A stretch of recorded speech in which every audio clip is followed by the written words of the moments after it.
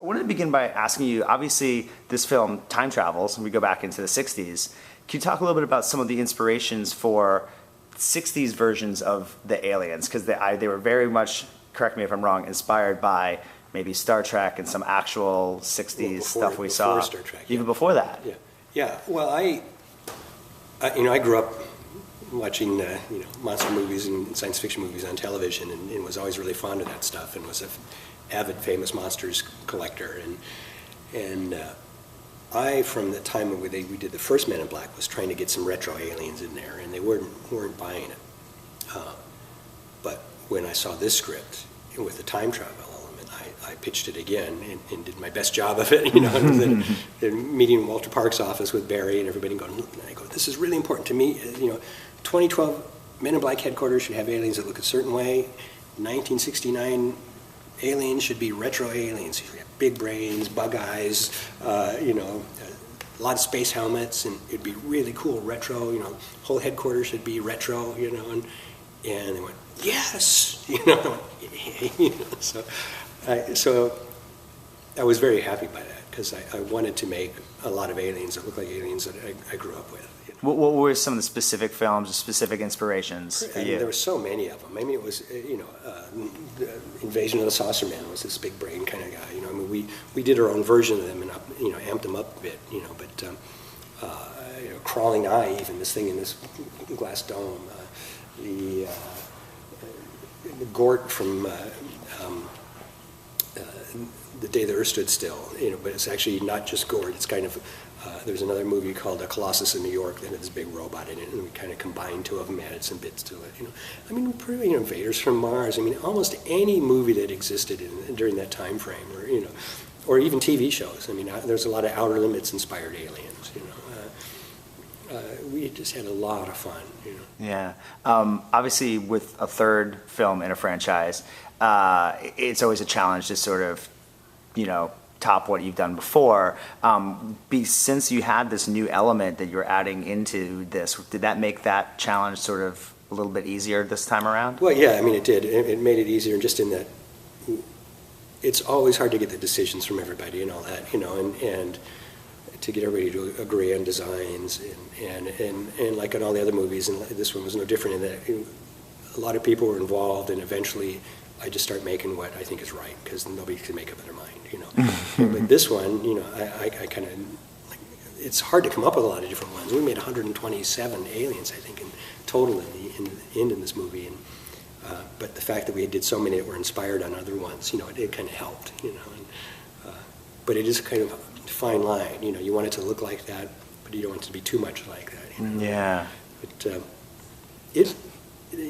I just had a blast on this movie. It's always fun to do Men in Black movies, because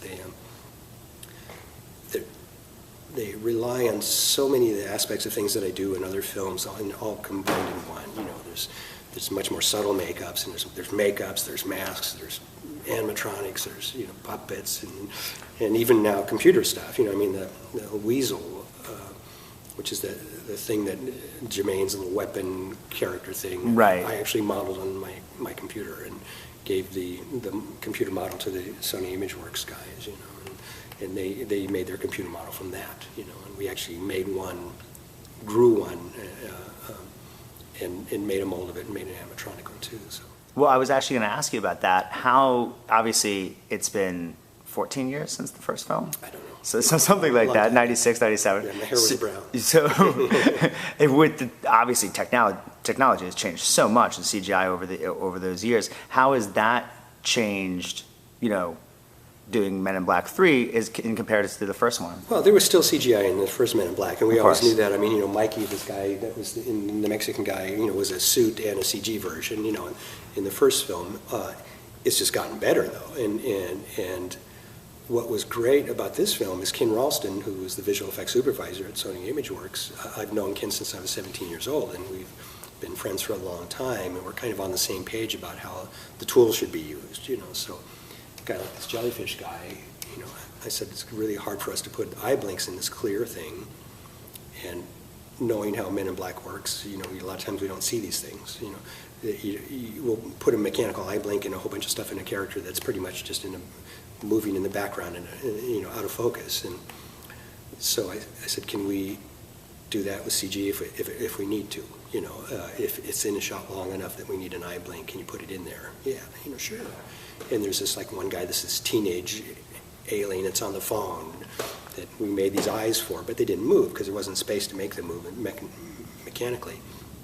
And they put eye movement in for us, So, we really worked hand in hand a lot and collaborated a lot together, and they did a great job.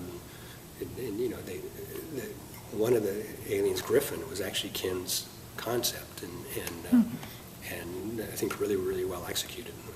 Do you think it's really important, especially going forward, to combine practical and CGI and not really, because maybe a lot of filmmakers want to just go to CGI and stop motion. It's important to keep practical as part of that. Don't you agree? I think there's just, even on a subconscious level, there's something about something that's really there on the set, that gives you a different feeling, but yeah, I think, a marriage to the techniques is the best way to go, Yeah.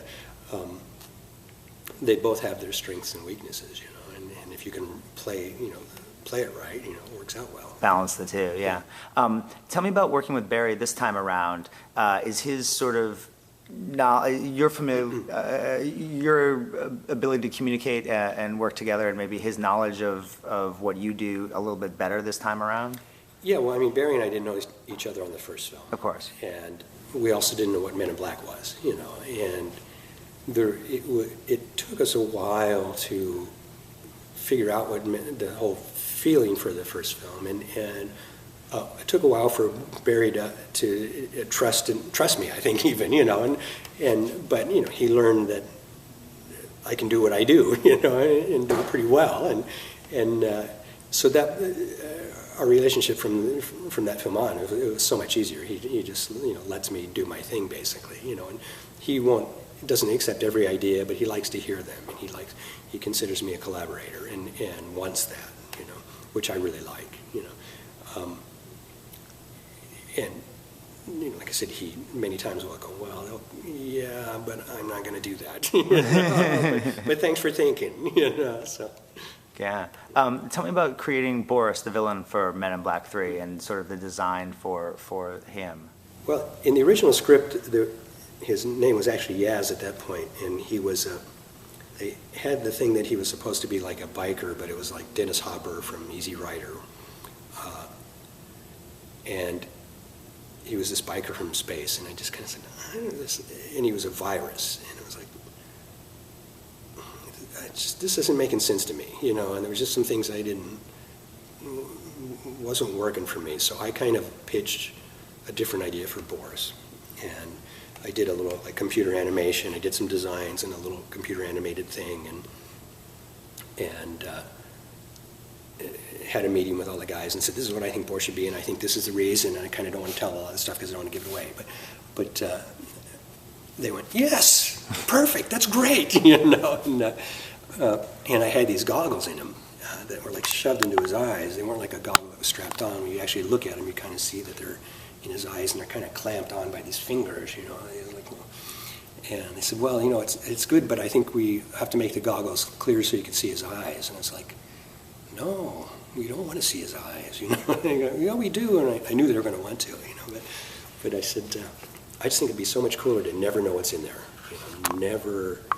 You just have these black holes, basically. It's almost like a skull, And it was kind of a long, hard battle to get them to agree not to, for a while they're saying, because we made for Jermaine's comfort, the goggles actually, the end of the goggles came off so you could see without, when you didn't have to have them on.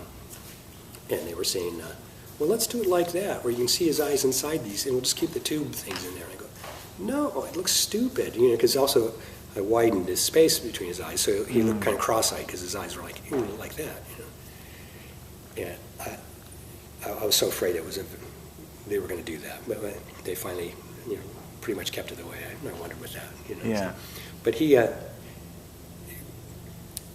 it evolved during the course of filming as well, too. At one point, the '69 Boris and the 2012 Boris looked exactly alike because in Barry's mind, he said,